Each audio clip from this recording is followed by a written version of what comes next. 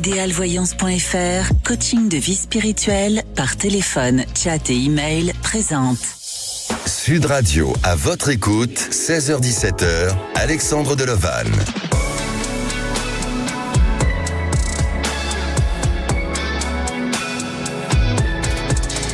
Bonjour à tous, ravi de vous retrouver dans votre émission à votre écoute. Alors, vous connaissez le principe de l'émission. Vous avez des interrogations sur votre devenir. Je suis là pour vous accompagner et pour vous donner aussi des réponses intuitives. Un numéro à votre disposition, le 0826 300 300. On prendra tous vos appels, mais aussi depuis notre adresse email à votre écoute @sudradio.fr. Sud Radio, à votre écoute, Alexandre Delevanne. Et aujourd'hui, au programme de l'émission, j'aurai le plaisir d'accueillir Catherine. Alors, Catherine, elle est dans un tournant de sa vie, mais que va-t-elle décider sur son futur? La fille d'Isabelle, mariée à un homme qui l'a rabaissée jusqu'à présent, qui a été violent et infidèle. On aura aussi Franck, qui a décidé de vivre dans une caravane en attendant leur nouveau projet avec son épouse. Mais nous aurons bien entendu d'autres auditeurs que je prendrai en direct et durant toute l'émission. Alors tentez d'appeler le standard au 0826 300 300. Aude est bien là et elle vous accueille avec générosité et beaucoup de chaleur. Et à présent, c'est le moment d'accueillir Marie. Bonjour Marie. Bonjour Alexandre.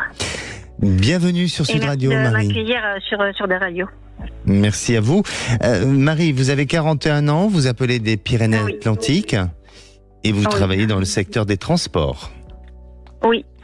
Alors, depuis peu, parce que je crois que vous avez fait une reconversion professionnelle. C'est ça, oui. Auparavant, vous faisiez quoi? J'ai fait plein de petits boulots parce que on avait déménagé. Ça fait quelques années qu'on est dans les Pyrénées-Atlantiques.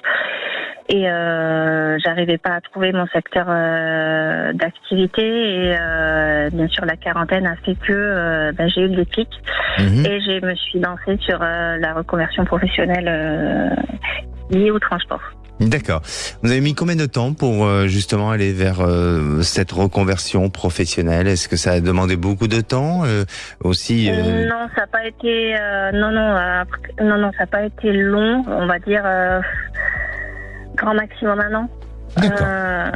Du jour où je l'ai dit et le premier jour de ma formation, de ma reconversion. Et le bilan de tout ça? Est-ce que vous êtes heureuse aujourd'hui? Ah oui. Ah oui, c'est la première fois que je suis aussi heureuse dans ce milieu professionnel. Oui.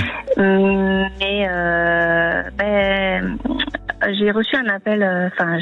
J'ai su que on allait me changer de secteur d'activité. Et depuis quelques jours, j'ai un petit peu de mal à me reconcentrer, me repositionner sur cette proposition, parce que carrément de secteur d'activité ou de poste ou de. Je vais changer de dépôt, on va dire. Oui. Donc et après je n'en sais pas plus en fait. J'attends d'avoir plus d'explications avec ma hiérarchie. Et puis. D'accord. J'en sais pas plus. D'accord. Ce qui génère peut-être un changement géographique, peut-être aussi des horaires différents. Pas forcément géographique, non, pas géographique. C'est juste à bouger de 20 km ou de 40 km. Oui, quand même. C'est pas ça en soi. Non, ça c'est pas ce qui me gêne. C'est plus au niveau amplitude horaire. D'accord, je suis d'accord avec vous, mais je voudrais pas vous contrarier, je voudrais pas que vous me contrariez. Il y a quand même un changement géographique, même si c'est 20 km quand même. Oui, vous avez raison. Oui, après, peur. C'est vrai que. Bon, parce que je me suis dit, ça y est, ma perception est faussée, qu'est-ce qui se passe? Non. Bien, et c'est donc au niveau des horaires où ça vous inquiète, et aujourd'hui, est-ce que vous avez conclu avec votre hiérarchie, avec votre direction, ce nouveau contrat? Non, pas encore. Non, pas encore, parce qu'on n'en a pas parlé. Mais je voudrais... la question que je me pose, c'est savoir si je vais continuer là-bas, dans cette entreprise-là, parce que après, ça remettra tout en question. Je veux dire... si je dois débaucher très tard, moi j'ai ma vie privée qui risque d'en pâtir, Évidemment. donc ça va être un peu compliqué. Évidemment. Alors, Donc, pour moi, il y a des efforts qui vont être donnés, c'est-à-dire qu'ils vont prendre en compte vos priorités, vos obligations aussi familiales, et ça, il faut insister parce que vous êtes maman de combien d'enfants? 3? 2 enfants. Deux enfants. Non. D'accord. J'aimerais bien 3, mais non 2. D'accord. Peut-être que ça va arriver. Encore, vous avez 41 ans, on sait jamais. Oui. Oui. Attention aux petites soirées coquines avec votre compagnon. Hein.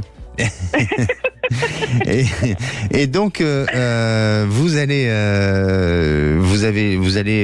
je veux pas dire exiger, mais vous allez quand même les sensibiliser et ils vont essayer de faire des efforts, de prendre en compte votre demande et d'essayer d'apporter un allègement au niveau des horaires. Par contre, je suis pas persuadé que ça le soit à 100% et que ça puisse vous convenir dans sa totalité. Donc pour moi, il y a quand même cette envie d'aller peut-être prospecter ailleurs, de chercher ailleurs, et vous allez trouver autre chose. Pas tout de suite. Je dirais que la période du octobre-novembre, vous êtes en plein changement et en pleine évolution à cette période-là. Donc il va falloir accepter et intégrer ce changement-là, parce que je crois qu'il va se faire, il devrait se faire. Peut-être que si vous arrivez à les convaincre, mais dans ces cas-là, évitez de changer, mais je suis pas certain. Et par la suite, à la période, comme je vous disais, octobre-novembre, là, vous serez dans une opportunité, vous aurez une opportunité et dans une période de changement pour aller vers une autre structure et vers une autre société où les horaires s'adapteront bien et puis la proximité aussi. Alors, sur la prochaine société, est-ce que ça serait une micro-entreprise ou pas? Si vous me posez cette question, c'est que vous avez une idée. Bon, on vous a fait déjà une proposition l'année dernière, donc, pardon? On vous a déjà fait une proposition sur cette micro-entreprise? Oui, ils m'ont déjà fait une proposition. Après, j'ai dit que j'étais plus disponible. Et c'est vrai que j'ai envie de redemander pour voir s'il y aurait possibilité qu'ils m'embauchent. Alors, après, je ne veux pas vous garantir que c'est cette entreprise-là, mais tentez votre chance. Ok. D'accord? Et c'est pas impossible. Après, ok. Et c'est pas impossible. D'accord? Bon, très bien. Je vous remercie beaucoup, Alexandre. Et gardez confiance et soyez persévérante comme vous l'êtes et bravo à vous. Hein. Merci. Merci beaucoup. Vous êtes dans un métier où il y a beaucoup d'hommes en plus. Oui. Oui, donc ça va, il n'y a pas trop de machisme. Je suis routier, donc. Donc effectivement. Non. Franchement, j'ai pas forcément à me plaindre. Bon, après, j'ai un caractère qui me permet de m'affirmer. Donc. C'est ce que je ressens. Je sens que vous saurez les mettre à leur place et les remettre à leur place et vous affirmer. C'est très bien. Restez comme ça, ne bougez pas et surtout rappelez-nous pour nous tenir au courant. Très bien, je vous remercie beaucoup, Alexandre. Je vous souhaite une bonne soirée. Je vous embrasse. Et bonne continuation. Merci. Sud Radio, à votre écoute, Alexandre Delovan. Et la parole est à Magali. Bonjour Magali. Oui, bonjour Alexandre. Bienvenue sur Sud Radio, Magali. Alors vous avez une interrogation pour votre fils. Oui, c'est ça. Voilà, il a quel âge votre fils? Il est en train de passer son bac, il a eu 18 ans là au mois de mai. Oui. Et donc demain il a sa première épreuve et je voudrais savoir le ressenti que vous avez vis-à-vis de ça et de son parcours sup, parce que malheureusement il est sur liste d'attente sur les vœux qu'il souhaite le plus, donc ça me stresse parce qu'on ne sait pas trop où on va, quoi. Quels sont ses vœux? Il veut faire médecine. D'accord. Et aujourd'hui, donc là, il est sur liste d'attente. Sur liste d'attente, d'accord. Oui. Mais il est volontaire, hein. Il est ambitieux. Il s'accroche. Il est studieux quand même. Alors, oui, là, j'ai l'impression qu'il a eu un déclic. Ah oui. Alors, moi, je le vois que je me vraiment. trompe, mais c'est un garçon très déterminé des fois. Oui, c'est ça. Je sens que c'est quelqu'un de déterminé. Alors, le niveau est peut-être un peu juste aujourd'hui, mais ça veut pas dire pour autant qu'il peut ne pas élever le niveau. Et c'est plutôt même, je dirais, un garçon qui a envie de s'accrocher, qui a envie d'évoluer et qui a envie de gagner en compétences au fil de sa progression formation, des études qui lui seront peut-être plus dures à l'avenir, mais il semblerait que malgré tout la médecine pourrait lui être une voie et ça peut lui donner une accessibilité à se réaliser, à être dans ce secteur-là ou dans ce milieu-là. En ce qui concerne le bac, et en ce qui concerne aujourd'hui ses examens, eh bien, ça ressort de manière assez positive. Vous allez me penser à votre fils et vous allez me donner une couleur, s'il vous plaît. Le bleu. Un bleu plutôt clair, foncé? Clair. Oui. Ben écoutez, pour moi, alors il peut avoir un esprit un peu un jugement sévère sur lui, un esprit un peu autocritique sur lui. Sur il est très exigeant envers lui-même. Voilà, exactement. Et il peut ressortir de ses examens ou en tous les cas de cette expérience-là comme quelqu'un d'un peu qui a déçu peut-être les orateurs ou en tous les cas les jurys ou autres. Donc il peut avoir quelque chose d'assez dur envers lui-même, mais entre ce que lui pense et la réalité des choses, il y aura une grande différence. Et bien entendu, il arrivera à obtenir son bac. Et puis, eh bien, même s'il est sur la liste d'attente, pour moi, la médecine, je le ressens bien comme ça. D'accord, ok. Donc il faut y croire, il faut continuer, voilà. Et est-ce que lui gagne de la confiance? C'est normal, il est à un âge où évidemment on peut douter de soi mais c'est bien. Pour moi il est ambitieux et je pense qu'il y arrivera dans la vie. Enfin tout le monde peut arriver dans la vie, il n'y a pas. Bien sûr, mais en tous les cas par rapport à son ambition et à ses exigences, oui, bien sûr. Ça va, je vous remercie. Merci à vous Magali, n'hésitez pas à nous tenir au courant. Merci, une belle journée, merci beaucoup, au revoir. Merci. Et on se retrouve dans quelques minutes avec Franck. Alors Franck et son épouse ont décidé de changer de vie et de s'installer en Haute-Vienne. En attendant la fin de la construction de leur maison, ils vivent dans une caravane. Alors vont-ils être heureux dans cette nouvelle vie et quels sont leurs objectifs? On en parle juste après. Sud Radio, à votre écoute, 16h-17h, Alexandre Delevanne. Et de retour sur Sud Radio, merci d'être à l'écoute de votre émission. C'est le moment pour vous de poser toutes vos questions, de passer à l'antenne. Un seul numéro, le 0826 300 300. Et avant de retrouver notre prochain auditeur Franck, eh bien, c'est le moment aussi du saviez-vous. Le saviez-vous selon un sondage de 2022 IFOP, les plus désireux de déménager sont les moins de 35 ans et 22% optent pour l'éloignement familial et 20% ont l'audace de changer de vie. Alors, est-ce que vous faites partie de ces gens qui se sont peut-être éloignés de la famille, qui ont eu cette audace de changer de vie pour d'autres projets, avec même un changement de vie, avec des reconversions professionnelles, des histoires insolites? N'hésitez pas à appeler le 0826 300 300 ou tout simplement aussi à témoigner sur notre groupe sur Facebook à votre écoute. Et à présent, j'accueille Franck. Bonjour Franck. Oui, bonjour Alexandre. Bienvenue sur Sud Radio. Merci beaucoup. Et avant tout, je voudrais justement remercier Sud Radio pour ce type d'émission et toute votre équipe. Et puis bravo à vous pour vos compétences. Bien, je tiens à vous remercier de votre fidélité et puis heureux de vous entendre et de nous encourager. C'est important et vous le faites tous les auditeurs le font tous les jours et merci à vous tous. Franck, vous êtes aujourd'hui dans les Yvelines. Enfin, vous étiez dans les Yvelines. Oui, oui. Voilà. Et vous êtes ouvrier paysagiste. Vous avez 57 ans. Et puis avec votre compagne, vous avez décidé d'aller vivre près de Limoges, en Haute-Vienne. Tout à fait. Pourquoi ? Tout à fait. Voilà. Donc Et pourquoi la Haute-Vienne ? Dans un premier temps, on voulait aller dans des éco-hameaux. Oui. Et donc on a vu qu'il y en avait dans la région et on a pas pu se faire et on a trouvé la région qui était vraiment agréable.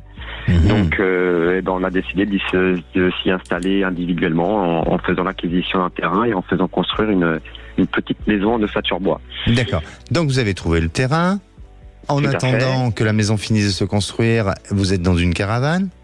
Tout à fait. C'est sympa comme vie. Dans un premier. Oui. Bah là, ça commence à être agréable avec le beau temps. Oui, on a d'abord été hébergés par des amis qui nous ont hébergés gracieusement chez eux pendant tout l'hiver. Et là, maintenant, on est sur le terrain avec la caravane. Bon, très bien. C'est une expérience à vivre. Ça peut être c'est fun. Il y a un côté nomade. Ça peut être sympa. Oui. Et puis ça nous ramène à la valeur des choses. Aussi. Hein, tout à fait. Je pense. Oui. Alors, quelle est votre question aujourd'hui, Franck? Alors, la question, c'est que en quittant les Yvelines, on a laissé là-bas une maison qu'on avait achetée avec mon épouse et qu'on désire mettre en vente pour un peu couper les ponts justement avec la région parisienne. Et cette maison est en vente. Ma fille voulait s'en charger avec son petit copain pour éviter les frais d'agence immobilière et prendre en charge cette vente. Mais depuis donc l'automne 2023, la maison est en vente et on n'a pas trop de propositions. Donc mon épouse est un peu inquiète de ce côté-là. Donc on voulait savoir si on persévère dans ce sens ou s'il faut la mettre en agence immobilière ou changer des choses. Oui, voilà. Parce qu'à ce jour, elle n'est pas du tout dans une agence immobilière. Hein. Non. Elle est sur. Non, ma fille. Ils ont mis des annonces sur des sites particuliers. Alors, est-ce qu'au niveau du voisinage, on peut craindre des doutes ou des risques, pas par rapport à vous, ce que vous avez vécu, mais le fait que des personnes extérieures ne connaissent pas le lieu, l'environnement, et ont peur d'un voisinage ou d'une proximité, de quelque chose qui pourrait déranger? Est-ce que c'est lié à une route ou autre? Parce que je vous pose cette question parce que je sens qu'il y a un petit doute, une petite hésitation à ce niveau-là, dont vous avez peut-être besoin, ou ceux qui sont en charge de vendre la maison et que ça soit plus tard une agence, de rassurer les visiteurs et les futurs acheteurs sur un endroit assez serein et assez positif au niveau de l'environnement. Est-ce que c'est le cas ou pas? Alors, il y a un voisin, on va dire, un petit peu indélicat, tout à fait. Mais voilà, nous, on est dans le quartier depuis une vingtaine d'années, donc on a un peu l'historique. Mais sinon, c'est pas connu au niveau de la commune. Voilà. D'accord. Mais j'ai l'impression que, alors peut-être la manière dont on a accès chez vous, c'est comme si on pouvait avoir une appréhension. Alors vous en rendez pas compte parce que vous habitez là et vous avez l'habitude, mais peut-être d'un point de vue extérieur, il y a ce côté-là. Donc c'est peut-être ce petit doute qu'il pourrait avoir. Ensuite, au niveau du prix, peut-être. Alors attention, je ne suis pas agent immobilier, bien entendu. Oui. Je vais pas citer des noms, mais voilà. Mais peut-être qu'il faudrait évaluer le prix, s'ajuster. Il est peut-être un petit peu trop à la hausse pour moi, de ce qui semble ressortir, mais pas de beaucoup, mais peut-être de réévaluer. Et évidemment, je vois cette maison se vendre auprès d'une agence. D'accord.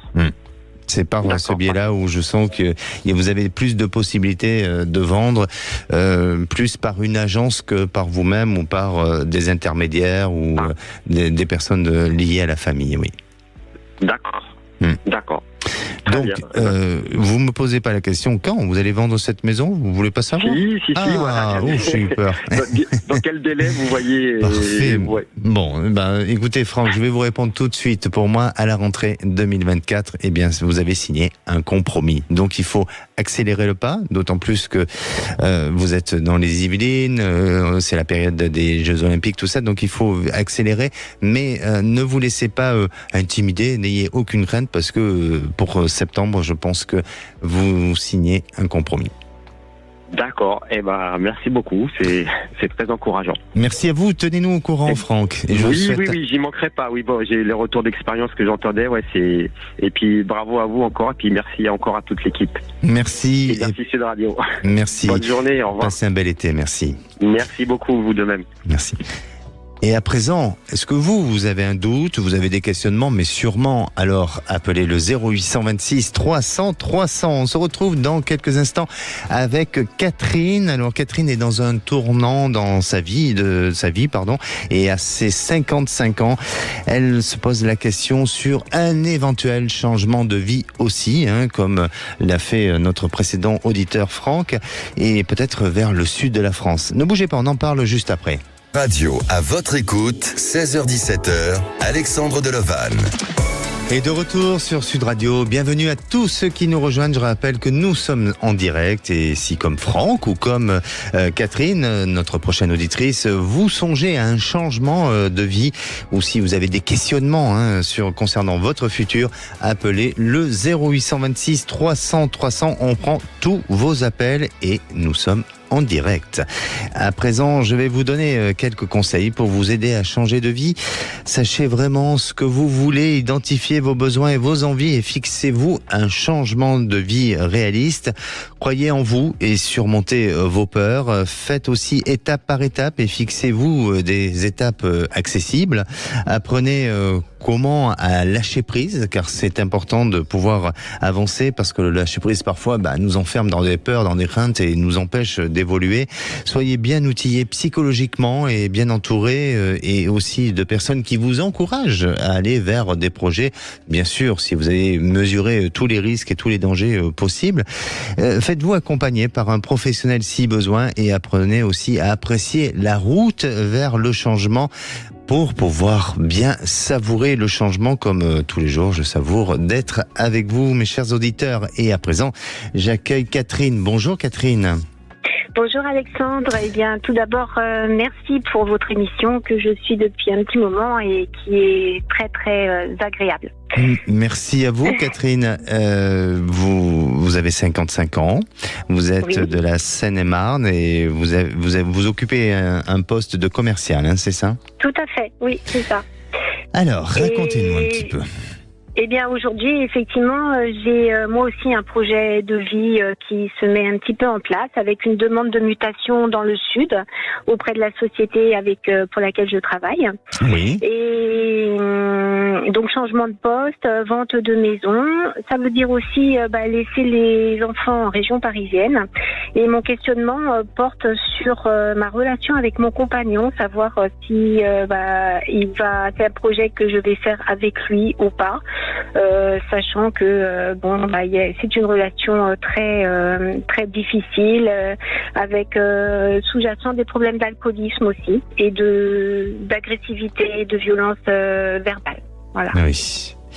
Alors, bien sûr que cette agressivité, cette violence verbale, elle est visée envers vous, vers vous. Mais est-ce que c'est lié, lui, justement à toute son histoire du passé qu'il n'arrive pas à gérer, ou est-ce que c'est lié au fait que vous ne vous entendez pas tous les deux sur des idées, sur un fonctionnement de vie ? C'est les deux mélangés, je pense. Mais il y a cette agressivité envers le monde complet, envers les relations humaines dans leur ensemble. D'accord. Quand vous parlez de violence et d'agressivité verbale, bien sûr, on ne parle pas de violence physique, Même si parfois la violence verbale peut être aussi dure que la violence physique, est-ce qu'à un moment donné il se limite ou est-ce qu'il stoppe et qu'il se rend compte lui-même qu'il va trop loin et il a des remords, ou est-ce qu'il essaye de corriger son attitude ? Oui, je sens qu'il se réfrène depuis quelque temps. Il se réfrène, il se stoppe, il évolue, mais on sent que cette agressivité est vraiment présente sur beaucoup de sujets dans la vie de tous les jours. A-t-il une addiction ? Oui, à l'alcool. C'est l'alcool, d'accord, ok. Oui, tout à fait. Moi, alors, de ce que je ressens, c'est professionnellement, il n'est pas du tout épanoui. Non. Il n'est pas épanoui, il n'arrive pas à trouver sa voie professionnelle. Et c'est un homme qui a perdu confiance et qui a perdu toute la motivation professionnelle. D'accord. Il fait quoi dans la vie ? Il est plombier. Il est plombier. Et il est heureux de son métier ? Non, il est blasé. Il est blasé. Oui. Alors, est-ce que c'est un métier qu'il a fait un peu par obligation ou est-ce que c'est un peu ça ? Par dépit ? Oui, tout à fait. Oui.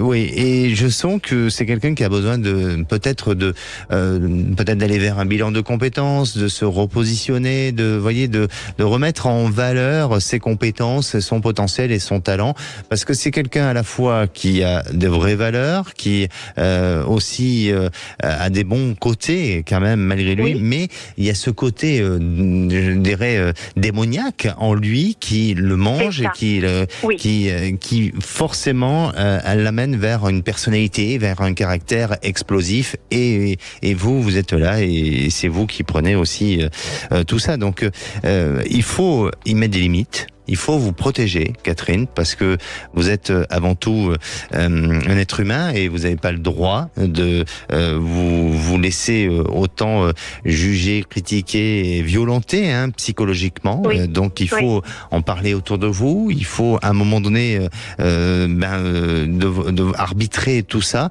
pour qu'il ne dépasse pas certaines limites et puis décider ensemble ce que vous devez faire. Alors, vous parlez d'un changement de vie. Oui. De décider de partir vivre vers le sud de la France, c'est ça? Tout à fait, oui. Lui, il est OK pour le faire? Oui, il est OK pour le faire. D'accord.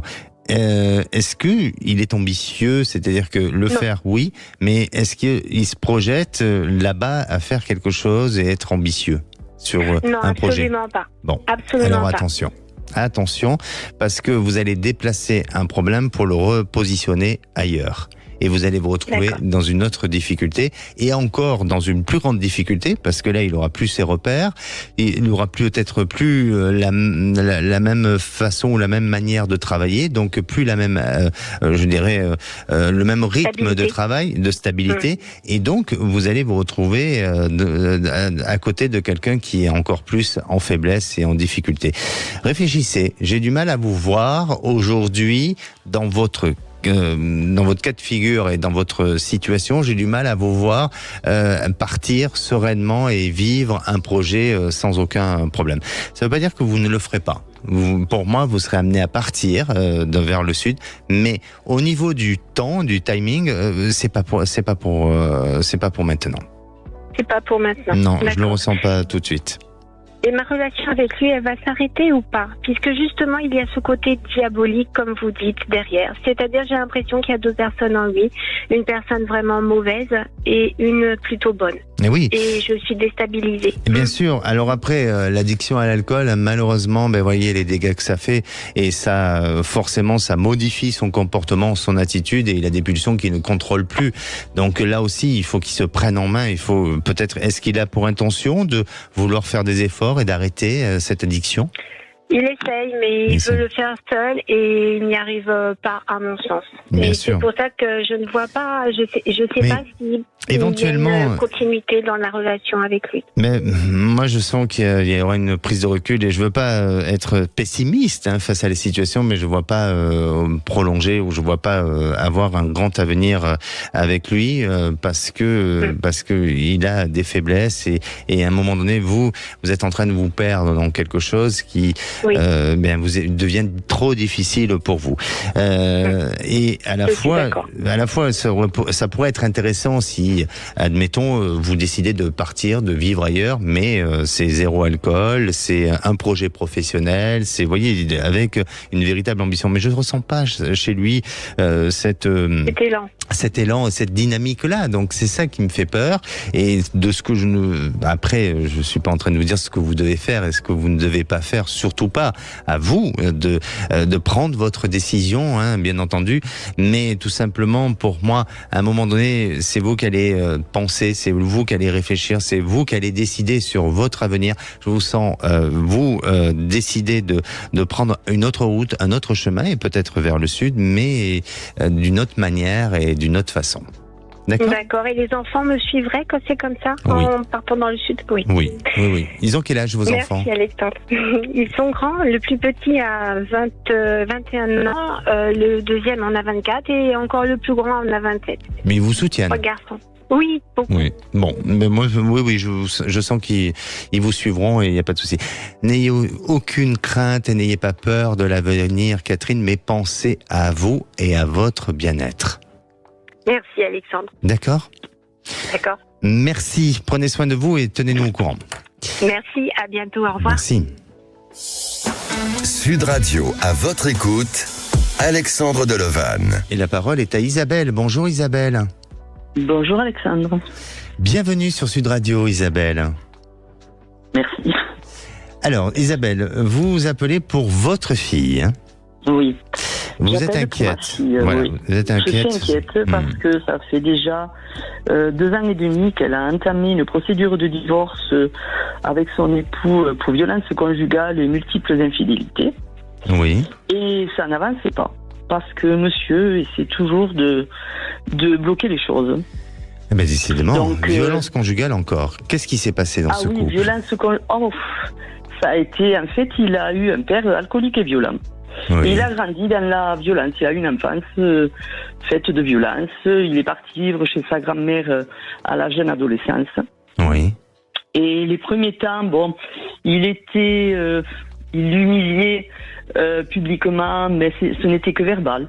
Et au décès de son père, en fait, ça a été crescendo, et là, ça a été... chaque fois que ma fille a découvert qu'en fait, il l'a trompée, ben, il rentrait dans des colères pas possibles, et il a fallu qu'elle subisse même une intervention chirurgicale, parce qu'elle avait des prothèses mammaires, et qu'un jour, il lui a écrasé les prothèses mammaires, et avec ses genoux.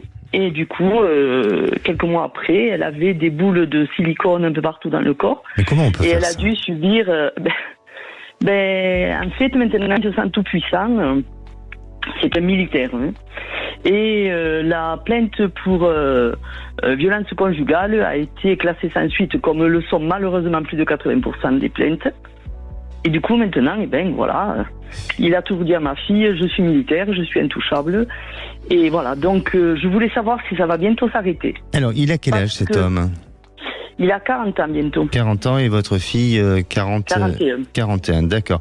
Ils sont ensemble depuis... Non, mais ils ont été ensemble pendant 10 ans. Ah, ils sont séparés aujourd'hui, hein? Ils sont séparés depuis fin 2021, où elle a entamé et elle a quitté la région. Bon, très bien. Il a harcelé et qu'il a menacé de mort, de faire un trou, l'enterrer dedans. Mais c'est ce qu'il fallait qu'elle fasse. Donc ça, c'est une bonne chose et elle a réussi à passer le cap. Elle n'a pas eu trop peur, justement, d'affronter cette séparation parce que... c'est-à-dire, elle a été suivie par un service de victimologie qui l'a soutenue.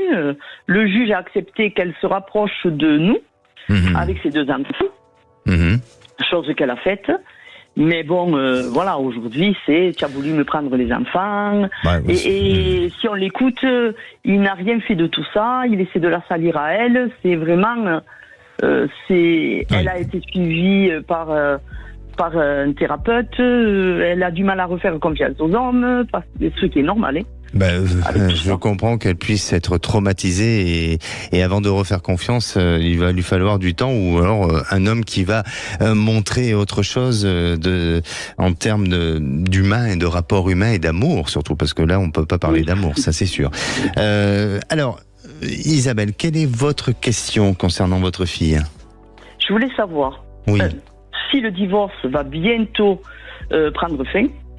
Parce que normalement, il aurait déjà dû être acté, or il relance toujours les choses. Oui. Je voulais savoir si bientôt, là, ça va enfin prendre fin. Si elle a demandé le divorce au tort de monsieur, bien sûr, puisqu'elle a fourni X preuves, même si lui dit que comme il n'a pas... La plainte pour violence conjugale a été classée, en fait, ça n'aboutira pas. Et également, si elle va rencontrer prochainement quelqu'un. Alors, pour le divorce. D'accord. Pour le divorce, effectivement, on est sur la fin. Et je crois que, bon, le dossier est assez conséquent et les conclusions se font et on dirait que sur cette fin d'année, début d'année prochaine, c'est terminé. Il y a quelque chose qui se termine, mais je pense que même sur la fin de l'année, ça semble se terminer. En tout cas, elle va vers un nouveau cycle de vie, d'un changement. Et au niveau de la justice, elle a la justice pour elle, dans le sens où il y a un soutien de la justice qui va lui permettre de pouvoir acter ce divorce et de pouvoir aussi passer à autre chose. Même si ça n'empêchera pas que parfois lui peut vouloir relancer ou avoir des propos un peu menaçants. Mais aucune crainte dans la suite des choses, et il y a une évolution, il y a une possibilité pour elle pour retrouver un certain équilibre, une certaine, je dirais, respiration par rapport à tout ce qui a été anxiogène et stressant pour elle. Et puis sur le plan sentimental, et bien là je sens une petite période de 2 ans, il faut du temps, et ça viendra par le biais de son travail. Elle travaille, votre fille? Oui. Eh bien, ça vient par le biais de son travail, où là, il y aura une rencontre avec qui, peut-être qu'elle apprendra à le connaître déjà dans un premier temps dans un milieu professionnel. Donc, elle pourra avoir un regard un peu extérieur et voir un petit peu en termes de, je dirais, de personnage, à quoi il ressemble et de la manière dont il peut réagir vis-à-vis d'elle. Et puis ensuite, s'installera une véritable histoire sentimentale. D'accord. Bien, Isabelle, eh bien, n'hésitez pas à nous tenir au courant. Eh bien, écoutez, j'ai gentil. Merci, Alexandre. Merci, prenez soin de vous. Merci beaucoup. Merci. Merci, au revoir. Et nous, on se retrouve dans quelques minutes avec Aubin. Alors, Aubin, après avoir obtenu un master en relations internationales, eh bien, il a vécu aussi des expériences à l'étranger. Il est de retour en France et en recherche d'emploi. Va-t-il trouver un emploi dans son secteur d'activité et quelle est son ambition? On en parle juste après, ne bougez pas. Sud Radio, à votre écoute, 16h-17h, Alexandre Delovan. Et de retour sur Sud Radio pour cette dernière partie, avant de retrouver les vraies voix présentées par Philippe David et Cécile de Minibus. Il vous reste encore quelques petites minutes pour passer dans votre émission à votre écoute. Je rappelle le numéro, le 0826 300 300. Et la parole est à Aubin. Bonjour Aubin. Bonjour. Bienvenue sur Sud Radio Aubin. Ravi de vous rencontrer, merci de m'accueillir. Alors, merci à vous. Et moi, j'ai une petite note en interne de notre chère Aude qui nous a dit c'est votre maman qui vous a encouragé à appeler l'antenne de Sud Radio, c'est ça? Effectivement, elle vous écoute régulièrement et elle m'a conseillé de passer parce qu'elle est impressionnée par tout ce que vous dites, vous conseillez, vous prédisez. Donc, je me suis dit pourquoi pas tenter l'expérience. Bon, est-ce que vous pouvez lui transmettre un petit message à votre maman? Avec grand plaisir. Vous lui dites que je l'embrasse très fort. Et je la remercie. Bien. Aubin, alors vous avez une expérience professionnelle à l'étranger, vous avez un master en relations internationales et vous, aujourd'hui, vous aimeriez poursuivre cette expérience professionnelle en France. Vous êtes en recherche d'activité, enfin d'un emploi. Dans quel emploi vous recherchez exactement ? Alors moi, mon diplôme me permettrait d'aller travailler dans tout ce qui est ministère de la diplomatie, c'est-à-dire travailler dans une ambassade, le ministère de l'Europe et des Affaires étrangères ou des ONG. C'est ce à quoi je suis voué. J'ai dû rentrer en France. Il y a beaucoup de travail en région parisienne dans les ministères. Or, c'est plutôt compliqué, bouché. Moi, je n'ai jamais eu à l'heure actuelle un CDD ou un CDI. Ça a été que des stages et donc je suis en recherche de mon premier emploi, qu'il soit en CDD ou CDI, et c'est pour cela que je vous appelais d'ailleurs, pour savoir oui. Oui, pardonnez-moi, je vous coupe la parole, Aubin. Est-ce que les ambassades, vous avez déjà tenté ou vous avez essayé auprès des ambassades ? Alors oui, brièvement, j'ai essayé auprès de quelques ambassades à l'étranger, oui, effectivement. Ah, ok. Pour moi, j'ai l'impression que par le biais ou par cette voie-là, il y a du potentiel, il y a des possibilités. Je sais pas, ça me parle en tous les cas. Donc, j'aurais tendance à vous dire, n'hésitez pas et n'excluez pas cette recherche-là auprès des ambassades. Et puis, bien sûr que vis-à-vis des ministères aussi, et vous aurez peut-être cette possibilité d'accéder à une fonction ministérielle plus tard, mais peut-être pas encore tout de suite, et j'opterai plus pour le côté ambassade. Mais n'hésitez pas à revenir vers nous et à nous tenir au courant. D'accord, j'avais juste, si vous me le permettez, une question. Est-ce que vous voyez cette recherche d'emploi, qu'elle serait fructueuse dans un futur proche? Oui. Ou qu'il faudrait que j'attende? Oui, c'est d'ici la fin de l'année et dans une période de 4 à 5 mois. D'accord ? D'accord. Okay. Merci à vous, Aubin. Je suis désolé, on arrive en fin d'émission, on doit rendre l'antenne. Je vous souhaite une bonne continuation. Merci à vous. Merci également. Et pour conclure, je dirais, si vous avez osé changer dans le passé, eh bien, vous oserez toujours le faire, peut-être dans le futur. Allez, nous, on se retrouve demain, même heure, même horaire, et la place est aux vraies voix. Bonsoir Philippe. Bonsoir Alexandre Delovan, au menu des vraies voix. Dans le cadre d'un refus d'obtempérer, un adolescent de 14 ans au volant d'une voiture volée a tué un automobiliste. Et on vous pose cette question, refus d'obtempérer ayant coûté la vie à un usager de la route, sommes-nous dans une impasse? Oui, est-ce qu'aujourd'hui, les policiers, depuis la mort de Naël, sont tétanisés à l'idée d'intervenir contre les refus d'obtempérer? Il y en a un toutes les 20 minutes. À 18h35, une enquête a été ouverte aujourd'hui contre le maire écologiste de Grenoble, Éric Piolle, soupçonné d'avoir versé indûment 16 800 € à son ancienne première adjointe LFI. Et on vous pose cette question à l'heure de la transparence de la vie publique. Êtes-vous surpris qu'il y ait encore des dessous de table en politique? Vous pensez que oui, vous pensez que non? Appelez-nous au 0826 300 300. Nos vraies voix du jour, Philippe Bilger, Olivier D'Artigol et Farid Temsamani. Bonne émission.